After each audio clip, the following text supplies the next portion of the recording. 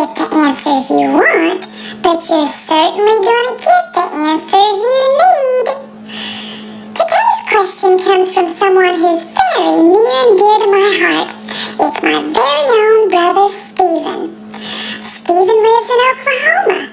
I don't know if you know what's going on in Oklahoma right now, but they're having a terrible ice storm, and it's causing all kinds of problems. Boy, howdy is it ever. And the problem that it's causing for my brother Stephen is a real doozy. Boy, howdy is it ever a delicate situation. You see, in Oklahoma, when it rains and then it freezes on top of that, everywhere there's ice. And in the grass, well, the grass, it turns into these spiky little upside-down icicles everywhere.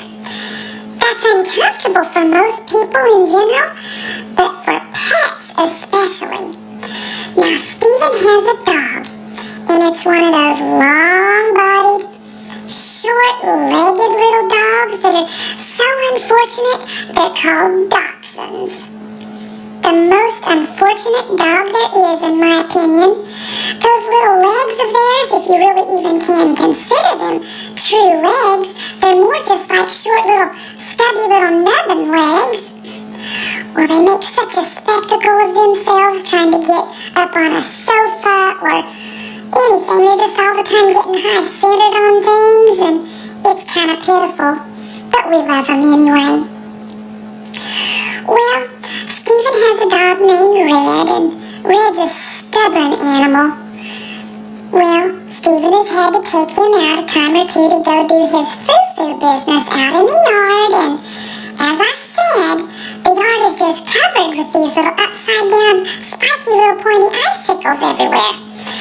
And as you can imagine, with Red and those short little unfortunate stubby legs of his, when he would go to hunker down to do his foo-foo business, as he would hunker down, those little spiky things would come up and they would kind of clash with his reproductive appendages, if you know what I mean. Well, Red wasn't having nothing to do with that. He didn't appreciate it at all, and he refused to do his foo-foo business. Well, this is a problem for Stephen because he doesn't care for cleaning up foo-foo business in the house. Hardly anyone does anymore these days. Well, I'm so glad that Stephen has come to me for a pearl of wisdom because I know exactly what to do to fix this little situation. It's very simple. It's much more simple than what you would have imagined. Well, you see what you gotta do, Stephen, is get yourself a pretty good length of string. That's all it's gonna take, is just some string. And a little bit of finesse. I'll admit it's gonna take a little bit of finessing. So you take that string, just like this, and you're gonna tie a little slip knot, little loop of a thing right here like this. That's all it's gonna take. Now when you put Red outside to go do his business, the problem that is hanging down like this, you're just going to take that little knot and very gently just put that around the whole situation right there. And then just gently lift that up to the side, just like that. And then he can go ahead and hunker down into his foo-foo position and do his business. And then when he's done, you just let that string just go over there again. Then you're going to have to be real gentle. And I'm not going to lie to you. It's going to take a little practice and a little finesse, because Red might not like it too much at first until he gets to understanding what it is you're trying to help him do.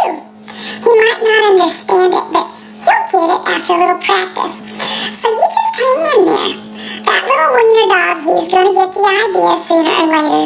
It's going to help everybody and make everybody's life a little bit easier. So thank you very much for